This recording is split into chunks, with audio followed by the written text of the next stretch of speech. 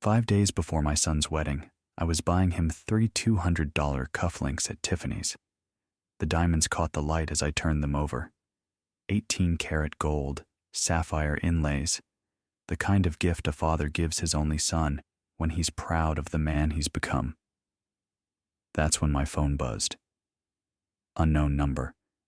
The message made my hand freeze halfway to my wallet. Don't go to the wedding. Run. I stared at the screen like it might explain itself. The jeweler's voice faded to background noise as I read it again, then a third time. Sir, are you all right? You look pale.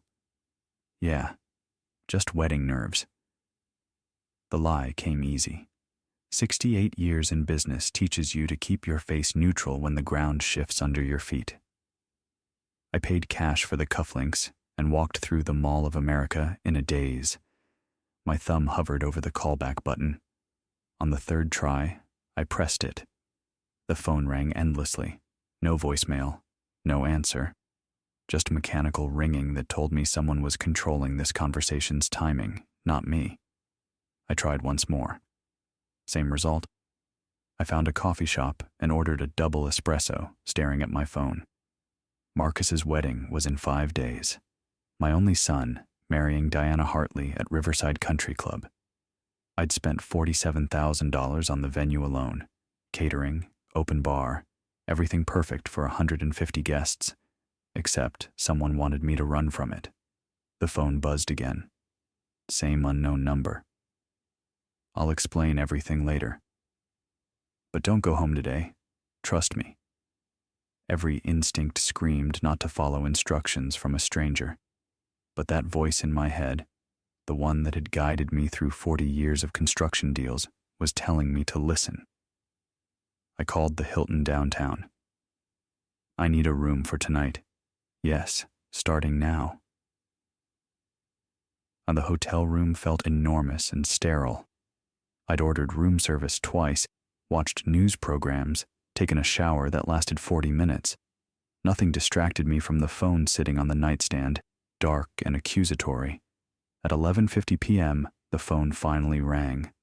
I answered before the first ring finished. Hello, Robert. Sorry for the mystery, but I had to be certain. The voice hit me like recognition lightning. Henry Burke. My former business partner, the man I'd trusted until his gambling destroyed our partnership 8 years ago. We'd parted through lawyers, ending what had once been genuine friendship. Henry, after 8 years, what's going on? I need to tell you something about Marcus's wedding. About you.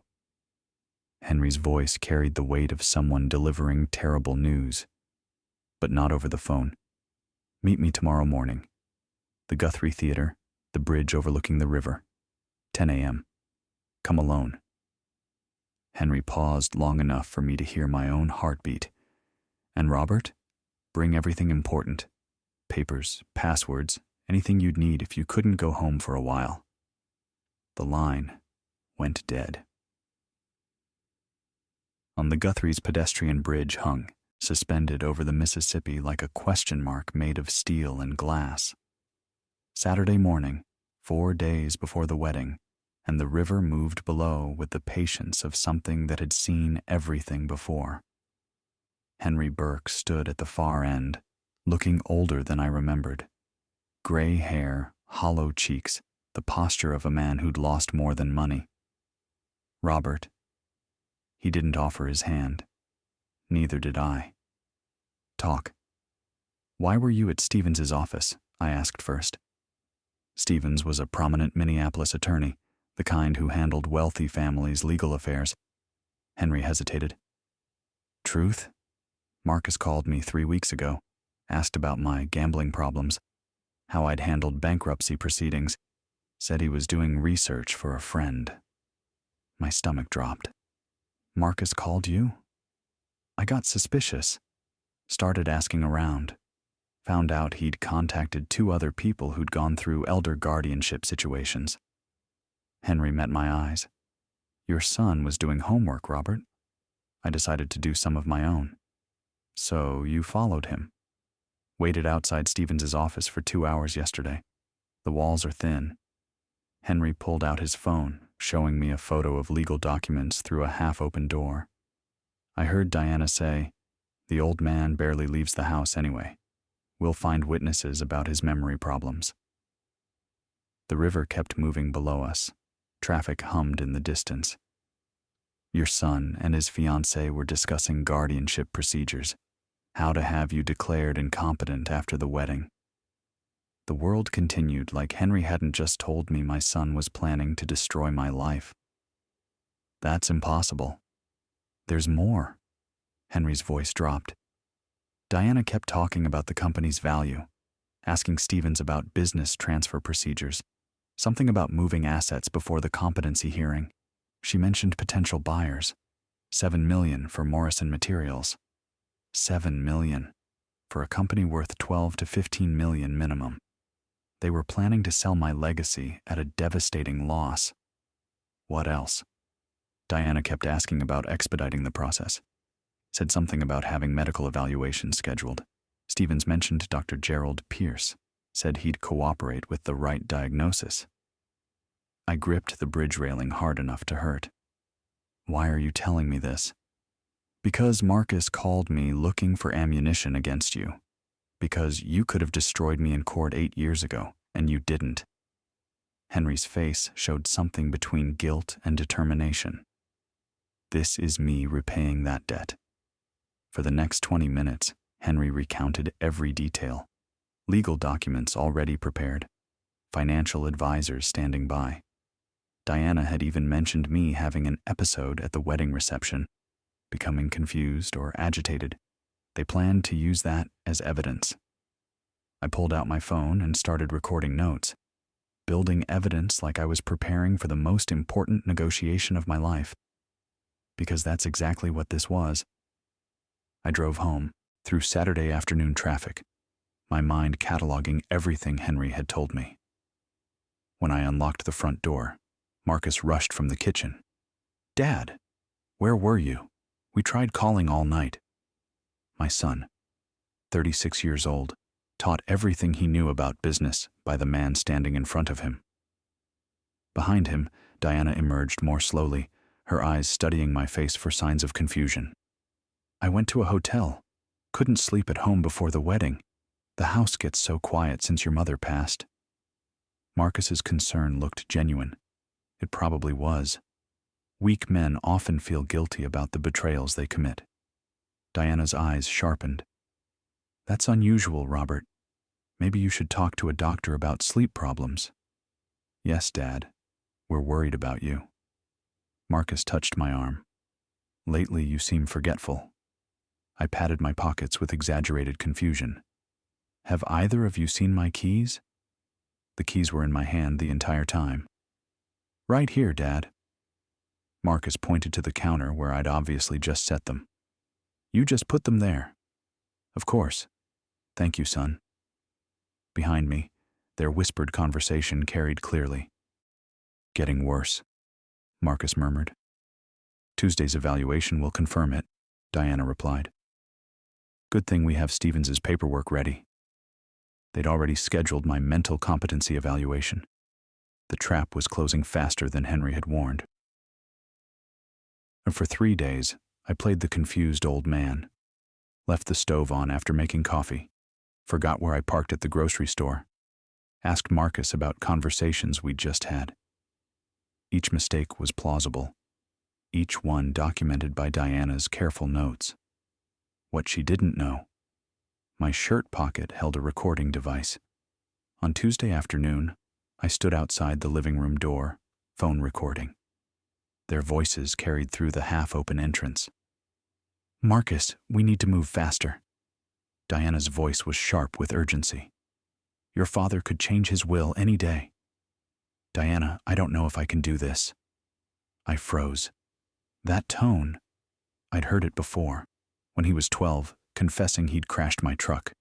When he was 16, admitting he'd lied about his grades. The tone of a boy who knew he was doing wrong. "He's my dad," Marcus continued, voice cracking. "He taught me everything. How to run the business, how to negotiate contracts, how to—" How to be mediocre? Diana cut him off. Your father built an empire. You inherited a name. There's a difference, Marcus. Silence. Long enough for me to hope he'd stand up to her.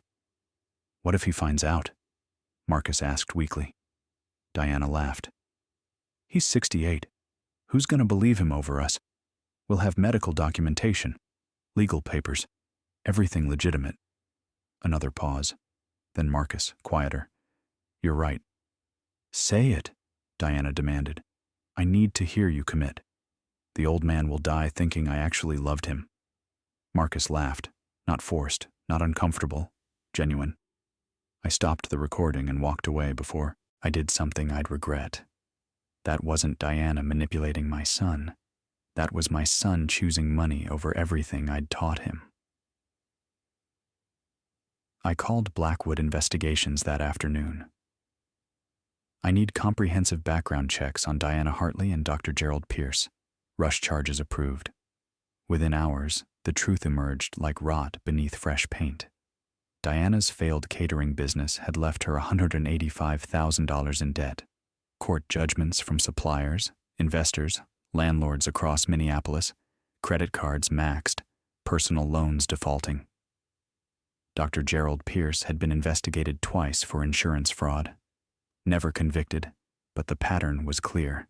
Diagnosing patients with conditions they didn't have, recommending unnecessary treatments, all for kickbacks. There's more, James from Blackwood said. Pierce has gambling debts, $47,000 to 2 different casinos. He needs money as badly as Diana does. Desperation attracts desperation. I called Lawrence Chen, the best elder law attorney in Minneapolis. Lawrence, I need to change my will. Today. We can schedule. Today, right now. I'll pay whatever rush fees necessary. 2 hours later, I sat in Chen's office. Can this be ironclad in 3 days? I asked. Chen leaned back. Normally, I'd say we need a week for proper documentation. But in your case, you run a $12 million business. You just negotiated the Henderson contract last month. Your mental competency is well documented. He pulled out a form. We'll do a videotaped declaration. You'll explain your reasoning, answer complex questions about your business, assets, medical history. I'll have 2 independent attorneys witness it. The next morning, I sat in front of a camera for 90 minutes. Chen asked questions about Morrison Materials' quarterly earnings, client contracts, expansion plans. I answered every question perfectly, cited specific numbers, explained strategic decisions. When we finished, Chen turned off the camera. Robert, if anyone challenges your competency, I'll play this video in court. No judge will doubt your mental clarity after watching you explain supply chain logistics for 40 minutes. I signed the new will. Everything to Children's Hospital, Minnesota, not a dollar to Marcus or Diana. On that evening, I found myself in Marcus's childhood bedroom. I hadn't opened this door in 10 years, couldn't bear to after Catherine died. The room was frozen in time. Star Wars posters, Little League trophies lined up on the shelf. Participation awards I'd told him were more important than winning because they meant he showed up. I picked up the baseball glove I'd given him for his 10th birthday. My handwriting on the palm, faded but readable. To Marcus, a man's character is built one decision at a time. Love, Dad. The glove smelled like dust and broken promises. I sat on his bed, the same bed where I'd read him stories, where we'd talked about him taking over the business someday, where he'd cried after Catherine's funeral, and I'd promised we'd get through it together. A framed photo on his nightstand. Marcus at 6, sitting on my shoulders at the Guthrie Bridge. The same bridge where Henry had warned me 2 days ago. 30 years between that photo and now. My hands started shaking, then my shoulders, then everything. 68 years old, and I was crying like a child in my son's empty bedroom. I called Lawrence Chen. My voice sounded broken, defeated. Lawrence, I need you to understand something. When I changed that will, I wasn't just disinheriting my son. I looked at the photo of Marcus on my shoulders. I'm killing the person I thought he was, the son I raised, the man I believed he'd become. Robert, you can still walk away from this, cancel everything. And say what? That I know he's planning to destroy me? He'd choose her anyway. He already has. I set down the glove and locked Marcus's door behind me. That child in the photo was gone. Time to bury him. Wednesday afternoon, 3 days before the wedding, I was going through Catherine's things. Her laptop sat in the closet, battery dead, covered in dust. I plugged it in without thinking. The screen flickered to life. Her desktop background was still there. Marcus at his college graduation, Catherine's arm around his shoulders, both smiling like the future was full of promise. A folder labeled Voice Memos caught my eye. I clicked it. Dozens of files from the months before she died. Catherine had always been a documenter, recording thoughts like other people kept journals. The file dated 2 weeks before her death was labeled, Worried about Marcus. I pressed play. Bob, it's me. I need to get this out while I'm thinking clearly. Catherine's voice, unchanged by death, filled the study. I'm worried about Marcus and that Diana woman. She only calls when she wants something. Money, usually. Help with her business problems. I tried to talk to Marcus about it yesterday, but he got defensive. Said I didn't understand modern relationships. Said Diana was ambitious, not manipulative. But I heard her on the phone last week when she didn't know I was in the house. Something about managing assets and medical declarations. She was talking to someone about elderly care procedures. Bob, if something happens to me, watch out for our son. I think he's in over his head with this woman. I think she's using him for... The recording cut off there. Catherine had never finished the thought. I played it 3 more times, sitting in the study we'd shared for 35 years, listening to my dead wife warn me about the son I'd failed to protect. You saw it, Kath, I said to the empty room. You saw it, and I didn't listen. A Thursday morning, 2 days before the wedding, I made my final preparations. I called Thompson Audiovisual. This is Robert Morrison. I'm hosting a wedding reception Saturday and need professional sound equipment. Wireless microphones, mixing board, speakers powerful enough for 150 guests. What kind of event, Mr. Morrison? A wedding reception. But I also want to give a very important speech. The whole family needs to hear every word clearly. By afternoon, everything was arranged. The venue had been expanded to accommodate additional family members I'd invited. Patricia, my assistant, had contacted 42 relatives across 6 states. Linda Morrison Hayes from Phoenix, Thomas Morrison from Chicago with his son James, all the cousins. The whole family would witness what came next. That evening, I announced my plans to Marcus and Diana. I've been thinking about your wedding gift. The cufflinks are nice, but I want to give a speech at the reception, a proper father of the groom speech about family and trust. Diana's face went carefully neutral. That's sweet, Robert, but we were planning a small, intimate ceremony. Nonsense. This is my son's wedding. I smiled with paternal warmth. I've invited additional family, Linda, Thomas, all the cousins. This should be a celebration the whole family remembers. But Dad, we planned for 60 guests. I've already expanded the venue arrangements and hired professional audio equipment. Everyone will hear my speech perfectly. I leaned forward. I have so many stories to tell about trust between family members, about honesty in relationships, about people who pretend to care while planning betrayal. Marcus and Diana exchanged glances that would have been funny if they weren't so damning. What will you say in your speech? Diana's voice was carefully controlled. Oh, I've been preparing for weeks. I smiled. Stories about watching Marcus grow up, about teaching him values, about what happens when someone forgets where they came from. Friday arrived with perfect weather. Clear skies, 72 degrees, light breeze off the Mississippi. The kind of day Catherine would have called Minnesota magic.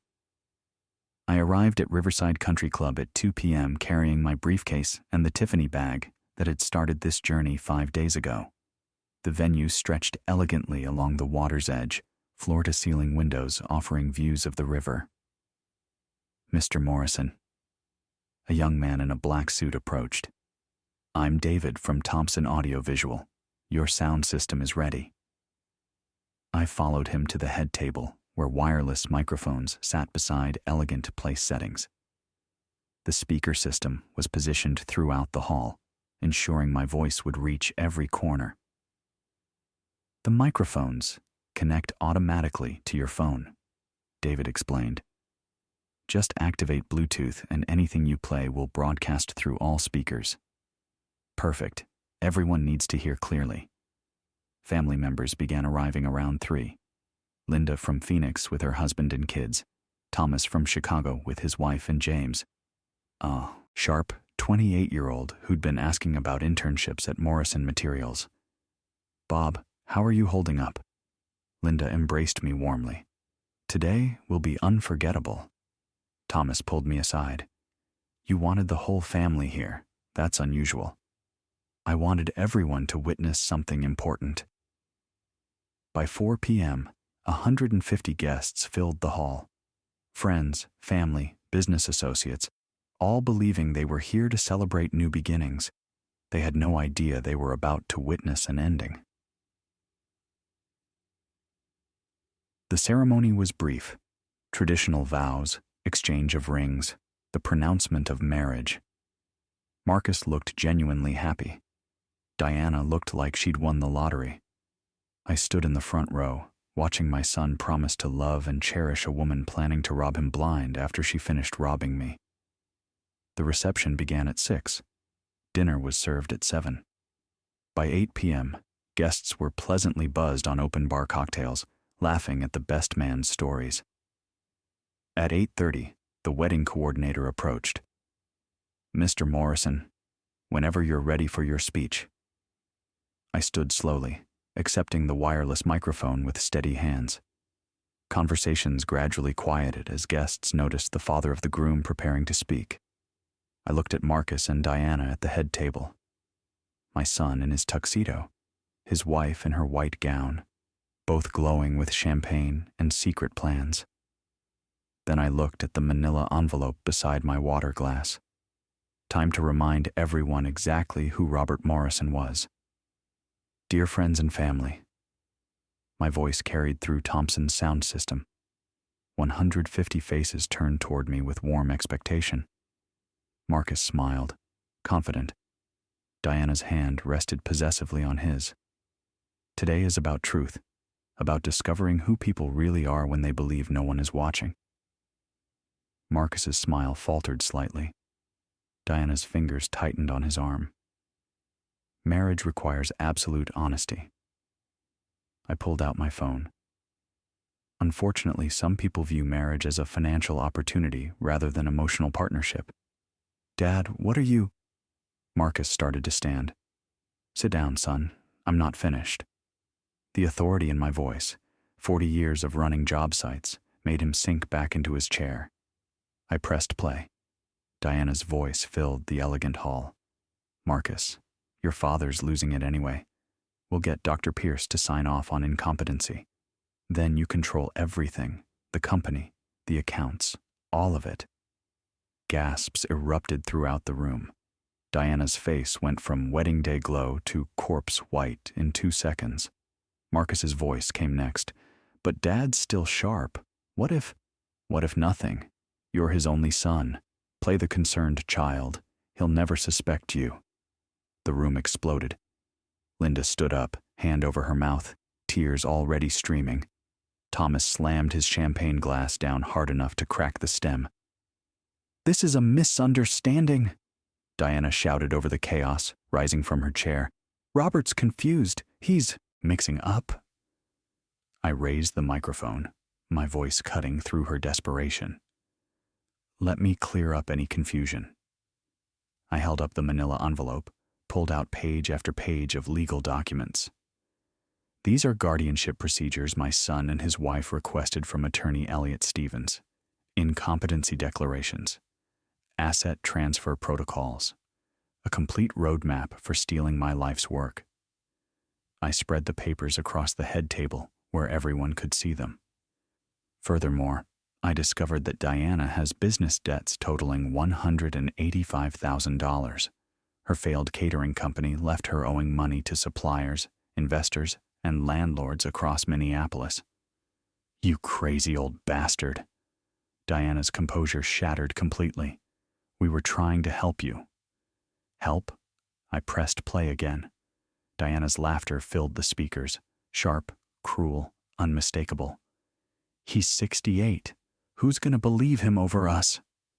Then Marcus's voice, the words that would haunt him forever.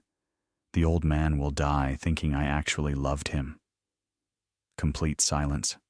Not a glass clinking, not a breath. 150 people frozen in horror.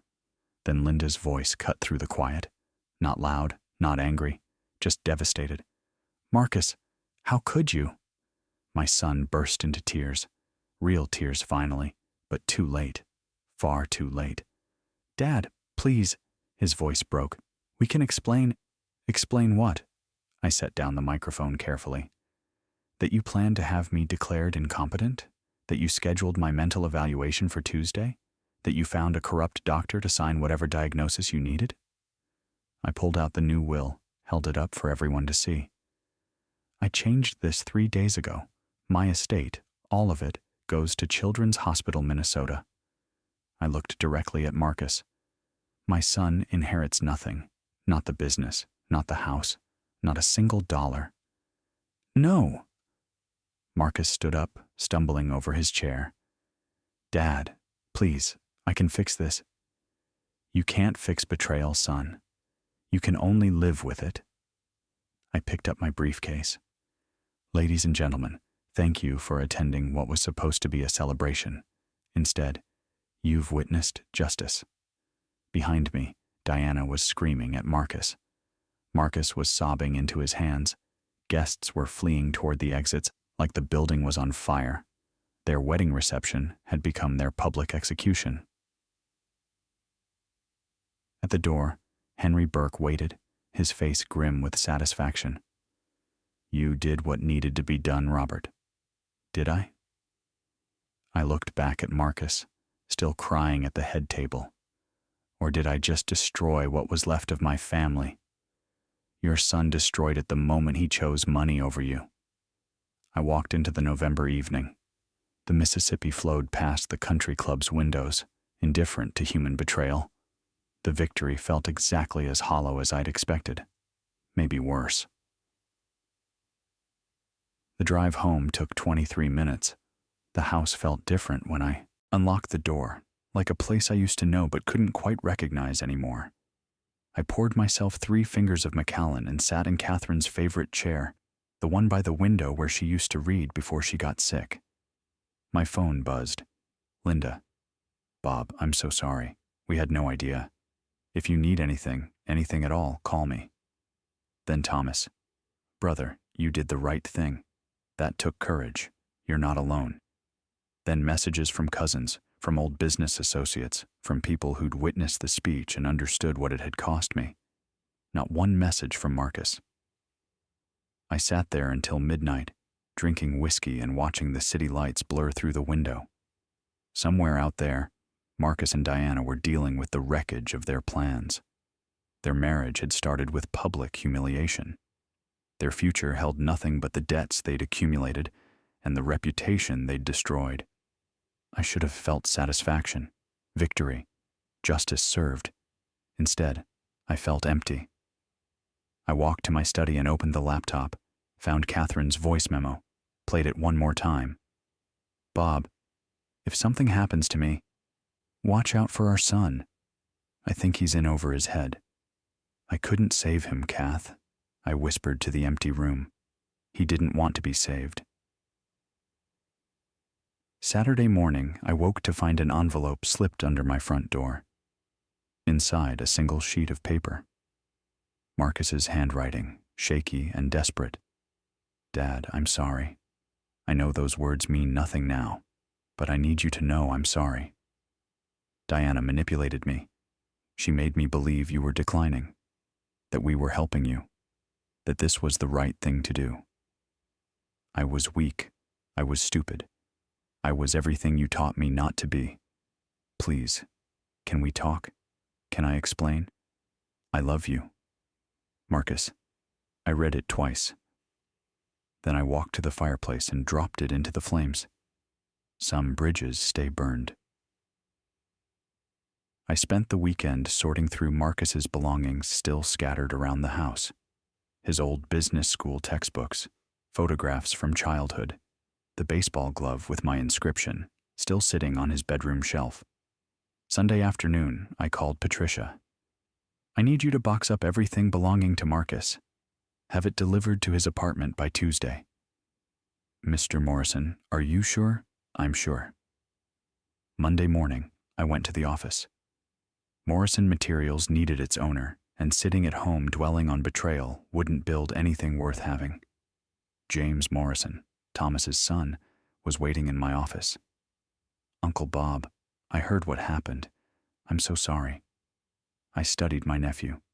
28 years old, sharp eyes, the kind of posture that said he showed up ready to work, not just collect a paycheck.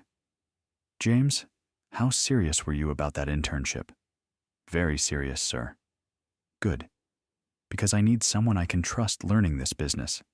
Someone with integrity. I pulled out a contract. I'm offering you the COO position. You'll learn every aspect of Morrison Materials. In 5 years, if you prove yourself, this company could be yours. James's eyes widened. Uncle Bob, I don't know what to say. Say yes or no. I don't have time for anything else. Yes. Absolutely, yes. We shook hands. His grip was firm, honest, the kind of handshake that meant something. For the first time since Friday night, I felt something other than emptiness. Hope, maybe, or at least purpose. Tuesday afternoon, Marcus called 17 times. I didn't answer. Wednesday, he showed up at the office. Patricia stopped him at reception. Mr. Morrison isn't seeing anyone today. He's my father. I need to... He was very clear. You're not welcome here. I watched from my office window as security escorted Marcus to his car. He looked smaller somehow, diminished, like a man realizing he'd traded everything valuable for nothing. Diana filed for an annulment Thursday morning. Apparently, a husband with no inheritance and a ruined reputation wasn't what she'd signed up for. Marcus was learning the same lesson I'd learned 40 years ago. People's true character shows when there's nothing left to gain from you. The Wedding Speech, Part 5-5, Final. 6 months later, I stood at Catherine's grave on a Tuesday morning. Most people visited on weekends, but I'd learned to prefer the solitude of weekday afternoons when we could have our conversations without interruption. I placed fresh yellow roses on her headstone, the ones she'd always preferred. You were right about Diana, I said to the polished granite. About Marcus being in over his head. I should have listened to your voice memo instead of dismissing it as motherly worry. November wind carried leaves across the cemetery grounds. Minneapolis was settling into early winter, that brief period between fall colors and the first serious snow. They tried to contact me last month. Marcus sent a letter through a lawyer, said he was sorry, said Diana manipulated him, said he wanted to make things right. I adjusted the roses, making sure they sat properly in the vase. I burned the letter. Some bridges stay burned. Footsteps approached on the path behind me. I turned to see Thomas, his hands in his coat pockets, respecting the moment but ready to interrupt if invited. Henry and I are going fishing this weekend, Thomas said. Up at Mille Lacs. You in? I looked back at Catherine's headstone. 35 years of marriage, 10 years of widowhood, all leading to the realization that family wasn't always blood. Yeah, Tom, I'm in. We walked toward the parking lot together, two brothers who'd rebuilt something after watching it fall apart. James is doing well at the company, Thomas said. He closed the Henderson contract extension yesterday, $3.2 million over 18 months. He's got good instincts. Reminds me of you when you were starting out. Think you'll ever talk to Marcus again? I stopped at my car. The question deserved an honest answer. Marcus chose Diana's greed over his father's trust. You don't come back from that. He's not dead. He's just not mine anymore. Thomas nodded slowly. Fair enough.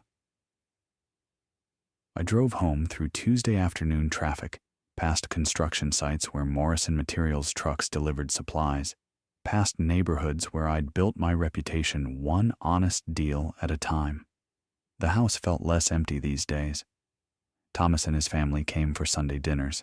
Linda called every week from Phoenix. Henry and I had resumed our chess games. 8 years of silence replaced by comfortable rhythm. That evening, my phone rang. Angela Chen from Children's Hospital, Minnesota. Mr. Morrison, I wanted to personally thank you for your incredibly generous donation. The new pediatric wing will help thousands of children. We're naming it the Catherine Morrison Wing in your wife's honor. It's what she would have wanted. After she hung up, I poured a glass of Macallan and stood at the window, looking out at the Minneapolis skyline Catherine and I had watched together for 3 decades. Justice had come at a cost. My son was gone, not just from my will, but from my life. Some nights I still saw that 6-year-old boy on my shoulders, laughing at something his mother had said. But then I remembered the recording, the laughter. The old man will die thinking I actually loved him. I chose to believe Catherine's warning instead. The voice that knew. The voice that tried to save us both. Morrison Materials was thriving. James had brought fresh energy to the company, implementing systems I'd been too stubborn to consider. He treated the business like it was already his, which, in 5 years, it would be. Thomas's family visited most Sundays. His grandkids called me Uncle Bob and didn't know why Cousin Marcus never came around. Thomas and I had agreed. When they were old enough to understand betrayal, we'd tell them. Until then, let them believe family was simple. Henry and I played chess every Tuesday evening. We never discussed his gambling problem or my son's betrayal. Some wounds heal better in silence, tended by the simple act of showing up. Linda sent care packages from Phoenix. Homemade cookies, books she thought I'd like, photos of her grandchildren. Family I'd neglected during the busy years of building Morrison Materials. Family that showed up when it mattered. The plan was working. Not the plan I'd made 36 years ago when Marcus was born, and I'd imagined him taking over the business someday. A different plan. One built on merit instead of blood, on loyalty instead of obligation. Some legacies are earned, some are destroyed. Marcus chose to destroy his. One evening in late spring, I sat in my study with Catherine's voice memo playing on repeat.